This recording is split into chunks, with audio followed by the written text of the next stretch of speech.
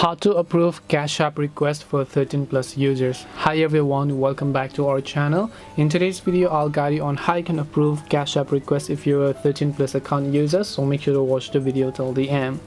If you want to approve your Cash App request if you are a 13 plus user, it is actually very simple to do so, because all you have to do is of course just go ahead and then make sure to launch Cash App. And it depends upon what kind of approval you're talking about, whether you're talking about when you're trying to log in and then you want to approve the notification to sign in, or you're talking about when someone sends you money, you have to approve this transaction manually. Either way, the process is really simple. After you launch Cash App, all you have to do is just tap this little activity icon from the bottom right, which is this clock like icon that you might find it here. Once you're here under this completed or this payments tab, you'll be able to see all of the transactions that are currently pending. So if it is a transaction that someone has basically sent it to you and then you want to approve the transaction, you'll be able to go ahead and then tap the approve button right next to the transaction that is pending, and that way similarly you can repeat it for all the other payments as well in the future.